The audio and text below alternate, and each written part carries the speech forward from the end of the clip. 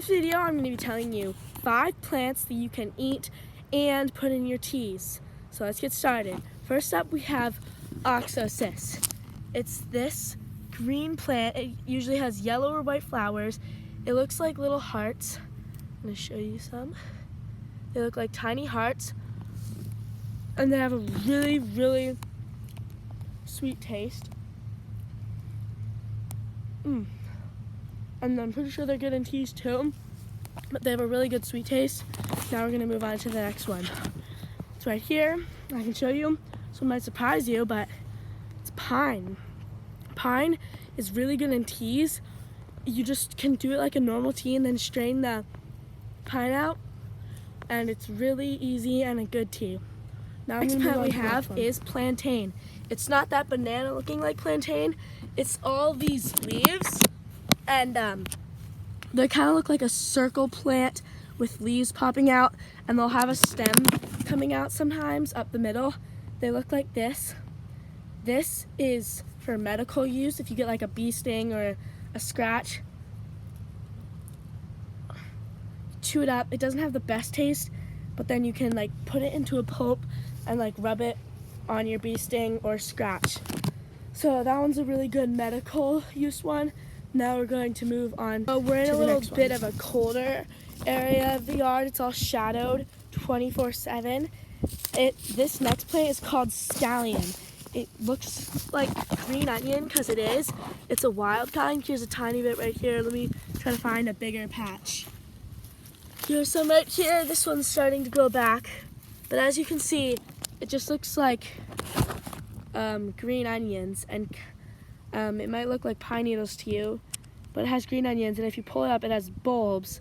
And you can stir fry this or eat it raw. Actually, eating it raw is totally fine. It's not like garlic. It won't mess up your system, but it's all over. This stuff grows in between like spring and winter, and so it'll even be under the snow, and it's just all over colder places. I think it's starting to die off now that it's sorry, put that upside down.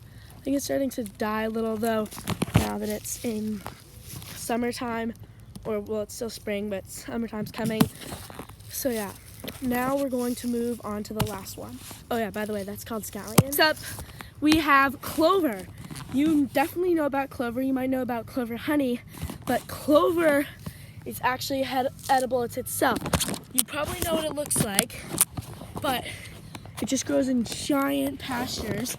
To identify it, you find this roundish leaf with white little stripes in there. I don't know if you can see it, but it has whitish lines on the inner circle of it, but it just grows in big chunks of grass over here.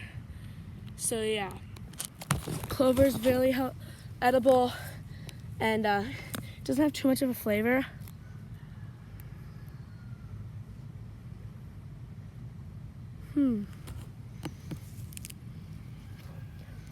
It's not too sweet. It kind of has a bitter taste. It might do something in a tea, but I recommend just eating it plain.